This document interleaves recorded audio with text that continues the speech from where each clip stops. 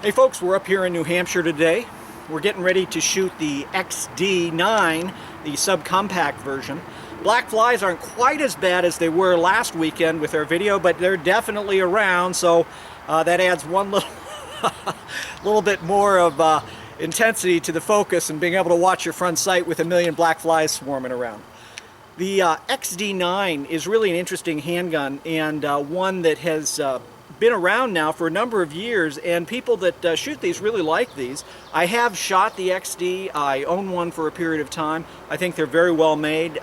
Interestingly enough, the bore axis on this gun is quite high. It's much higher than you have with the Glocks or the Springfield or the Smith & Wessons. And yet the recoil and the muzzle flip is not what you'd expect with a gun that has its bore axis so much higher than the frame of the gun, and in line with the frame itself and in line with the actual grip. The XD comes with two magazines. One, a flush fitting magazine, which goes on the bottom and it fits flush in the bottom here. And the other is the 17 round mag, which has a part similar to what the X-Grip produces now for the Glocks and the Smith & Wesson, allowing that full-size grip frame. And I'll tell you, when you're shooting with the full-size grip frame, it's really quite nice. So we're going to do our basic test today, both accuracy and some speed shooting, and just give you a feel and a perspective of how it works. Enough of the talking, let's start shooting. Okay folks, so now we're going to shoot the XD9 subcompact. We'll shoot 4 or 5 rounds, then we'll flip our camera around and see how we're doing. I am 5 yards from the target, slow fire. We're just going to see how we do with this trigger and where the gun hits.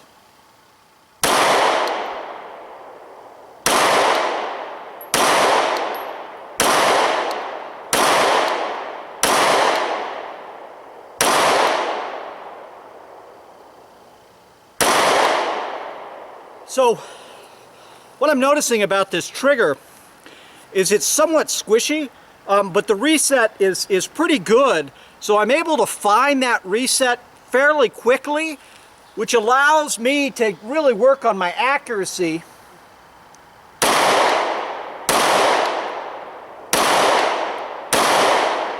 Very soft shooting gun. I mean, I'm really surprised. Let's take a quick look at our target down here. Again, 5 yards from our target. We've got them all in a little, about 2-inch group. Let's take a look. So here they are, folks. They're right in here in this triangle area, and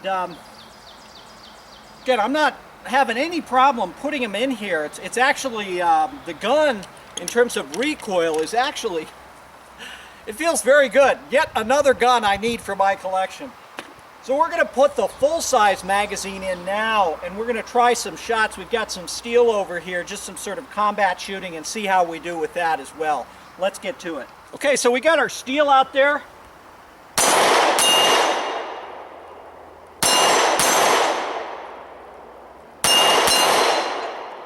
And you can see I'm able to get good hits without too much work.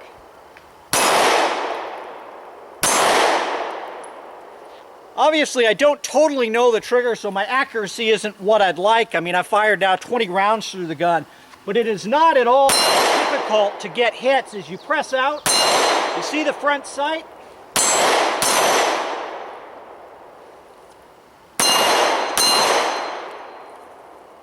Not a problem whatsoever. Pretty darn nice. See how we do at distance with the gun? I'll throw in some more rounds and we'll check it out. Okay, down there at 25 yards, we've got our steel plate.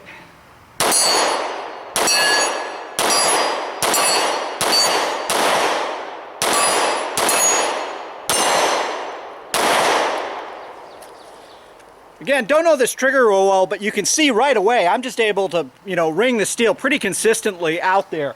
What I'm finding, again, is I'm just not used to the trigger. It's somewhat squishy. It's not as distinct as a Glock, and it's certainly, I'm not used to it like I am with my M&P pistols.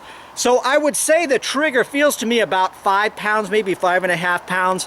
It's certainly one that you could quickly learn and manage real well by getting more trigger time. So I put 40 rounds through the gun, but you can see even at distance I'm able to get hits. We're going to move over now to our steel head plates and see how we do there. Okay folks, I'm 10 yards from our steel out here.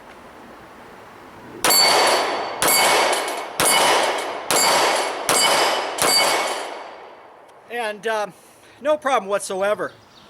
One thing I note about this gun versus the Glock 26 is it is bigger in the hand because of its frame. And the grip versus the grip on the Glock 26 is there's just more to it. So if you're looking and you're thinking, well, from a carry standpoint, you know, this to me is not really a full compact. It is a subcompact, and it isn't really as small. A better comparison for this gun might be the Glock 19. I mean, in looking at this, it almost looks, from its length, more like a Glock 19. One thing to note here is you do have the loaded chamber indicator. I've talked before, I have some issues about this. This one, unlike the Ruger, doesn't stick up as far. So if you're clearing a malfunction, it's not going to grab your a chunk out of your hand like the Ruger does the LC9 that I shot last weekend. But it is there. It also has the grip safety. Some people like that. It's a little weird to me, but again, I'm used to shooting at 1911, so you have the same type of thing. So as you can see, we've been able to get good hits out without any problem whatsoever on our steel.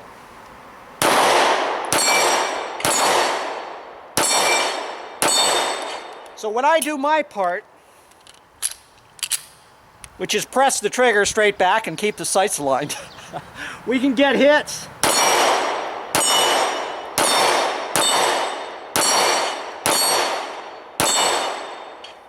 Not a problem. Pretty cool gun, I have to say.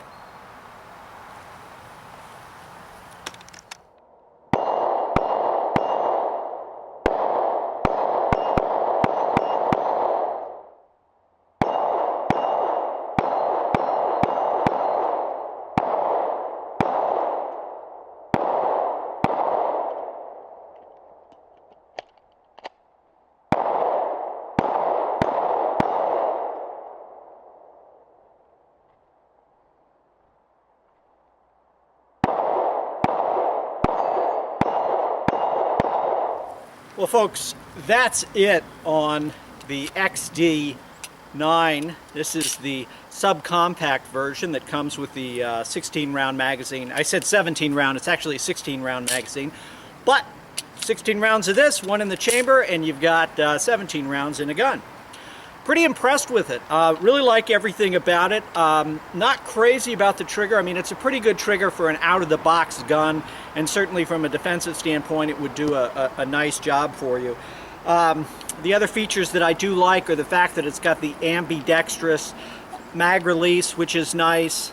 The gun, the ergonomics of the gun are good. I was able to get hits quickly, both on the paper target and our steel target, and targets at distance at 25 yards.